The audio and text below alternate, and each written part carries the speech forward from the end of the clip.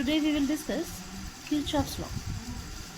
So we have two laws given by Kirchhoff. The first one is called first law or Kirchhoff's current law. In short we say it KCL, Kirchhoff's current law, or it is also known as junction law. So according to the statement of this law, it states that algebraic sum of the currents meeting at a junction in a circuit is 0.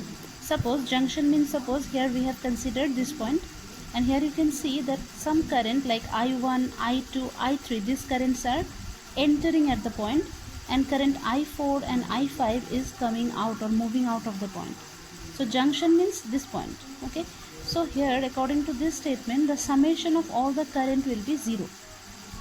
So summation of all the current, when we will write, we write it like this. Okay, like this, summation. The summation of current is 0.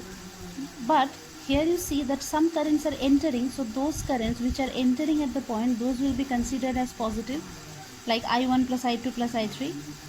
I4 and I5, since I4 and I5, since they are moving out of the point, their direction will be, or their the magnitude, we write it by negative sign. So we will write it minus I4 minus I5. That should be equal to 0 because summation will be 0. Okay. From this we can say, from this equation, if we keep all the positive quantities this side, then in this side we will have two negative quantities. Okay. That means I4 and I5, these two terms will be taken that side, so it will become positive. So we have I4 plus I5. Okay. Now that means from this mathematical statement we can say that the total current entering at a point, means I1, I2, I3, is equal to the total current leaving the point, that means I4 plus I5. In that way also we can state the first law of Kirchhoff. Now second law of Kirchhoff, that is also known as Kirchhoff's voltage law, in short KVL. The statement is like this. It states that in any closed path of one electric circuit, the algebraic sum of all the potential differences is 0. That means, suppose this is a circuit, this is a closed circuit, and here we have some batteries. These batteries, they have some EMF. Okay. Now summation, mathematically we write it like this, means summation of EMF, means how many EMFs we have, we will add up this EMF, that should be equal to summation of potential differences, means V, which is nothing but IR, Ohm's law, V equals to IR. So potential differences across all the resistors. That in other word we can say that summation of E means here how many EMF we have, E1 and E2. So we will sum up these two. Okay, we will write it in left hand side. In right hand side, how many resistances we have here, 1, 2, 3. So across all the three resistances, how much potential drop we are getting, that thing we have to write here, IR. So if we do considering different loops, say for example I have done it here, then it will be more clear. So we considered a loop AFEBA. Now AFEBA. So whenever we name some loop, if you start from A, you have to end it at A only. So AFEBA, this is our loop. Okay. Now according to this statement, in this loop, this is a closed loop, how many EMF we have here? Here we have only one EMF, that is E1. So in left hand side, what we are supposed to write? We are supposed to write E1. But here there is again some concept that you have to understand. I have given a negative sign. Why this negative sign? I will tell you. See here. Here the current is going this way because this is a battery. From this battery, this current is coming out, I1. Okay. From this battery, I2 current is coming out. Both the currents are meeting at this point. So according to junction rule, if I1 is the current which is meeting at the point and I2 is another current, then the current going out of this point, out of the point means which one? I3. That I3 should be equal to what? I1 plus I2, because according to this equation what we got? Total current entering equal to total current leaving. So total current entering at this point is how much? I1 I2, and leaving is how much? I3. So that means I3 is equal to I1 plus I2. So in this way I1 plus I2 current will go this way. Here again current will be split up.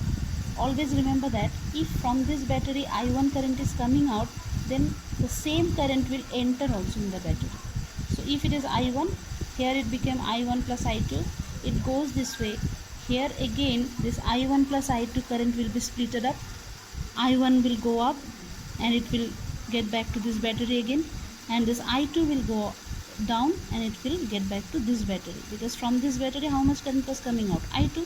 So the current entering will also be I2. That is how we split it up, the currents. Okay.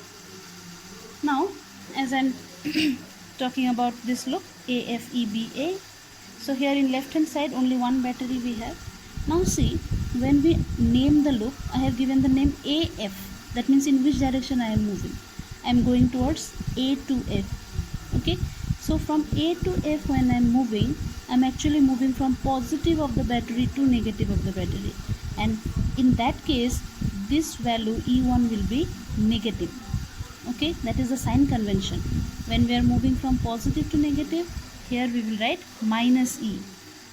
Again, in right hand side what we are supposed to write? IR, summation of IR. So across R, how much is the current? It is I1. I1 current is flowing through R1. So what should be the potential drop here? I1 R1. Okay. But remember, I have written here I1 R1, but here also I have given a negative sign. The reason is that the loop we named AF.